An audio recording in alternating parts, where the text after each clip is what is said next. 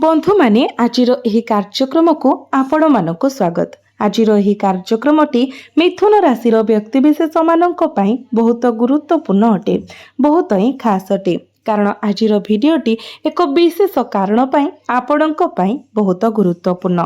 आमे 21, 22, 23 एवं 24 तारीख आपणक पई किपरि रहिबो से विषय आज एठारे आलोचना करिबो। केउ तारीख रे आपणक केउ सतर्कता अवलंबन करिबाको पड़िबो एवं केउ तारीख रे शुभ संभावना अछि से विषय विस्तृत भाव आलोचना करिबो। तेणु भिडियोटी को आपण शेष पर्यंत देखंतु एवं भिडियोटी रे आग को बढ़िबा पूर्वरु आपण माने प्रथमे कमेंट बॉक्स रे जय श्री जगन्नाथ अवश्य लिखंतु। तो बंधु माने आसंतु एबे मिथुन राशि व्यक्ति विशेष मानक विषय आलोचना करिबा। ग्रह स्थिति एवं गोचर उपरे आधार करी विशेष करी आपणक राशि अधिपति बुधंक विषय। तो 2026 जुलाई 21, 22, 23 एवं 24 तारीख आपणक पई कौन रखिबो। एही दिन गुड़िक आपणक पई कौन आनिबो एवं आपण केउ सतर्कता अवलंबन करिबा उचित ताहा आमे आलोचना करिबो। दयाकरी ध्यान देई सुनंतु कारण मो गुरुत्वपूर्ण सूचना बांटिबी। प्रथम तारीख रे मिथुन राशि व्यक्ति विशेष मानक पई पारिवारिक जीवन एवं कर्मक्षेत्र मध्य संतुलन रक्षा करने गुरुत्वपूर्ण हेब। ग्रह गोचर हेतु सप्ताहर आरंभ रे आपणक नूतन सुजोग मिल पारे, किंतु कार्यर व्यस्तता आपणक आपणक परिवार को अवहेला करने को किंबा आपणक निज मंगल को अणदेखा करने को प्रेरणा दे पारे। दयाकरी एहा प्रति ध्यान दियंतु। व्यवसाय एवं वृत्तिगत मामला संपर्क रे नूतन दायित्व किंबा सुजोग पाइबार एक प्रबल संभावना अछि। जदि आपण एक नूतन भूमिका किंबा चाकरी रे पात देउछंती तेबे आपण निश्चित भावरे पदवी सुरक्षित करिवे, जदिओ आपणकर कार्यभार वृद्धि पाइब। ଏହା ସହିତ ମନେ ରଖନ୍ତୁ ଯେ ଜଣେ ନିକଟତମ ବନ୍ଧୁ କିମ୍ବା ସମ୍ପର୍କ ଆପଣଙ୍କ କ୍ୟାରିୟର କିମ୍ବା ବ୍ୟବସାୟ ପାଇଁ ସହାୟକ ଏବଂ ଲାଭଦାୟକ ହୋଇପାରନ୍ତି। ସେମାନେ ଆପଣଙ୍କ ଉଦ୍ୟମରେ ପୁଞ୍ଜି ବିନିଯୋଗ କରିପାରନ୍ତି, ଯାହା ଆପଣଙ୍କୁ ସଫଳତା ଏବଂ ପ୍ରଭାବର ନୂତନ ଶିଖରରେ ପହଞ୍ଚାଇବାରେ ସାହାଯ୍ୟ କରିବ।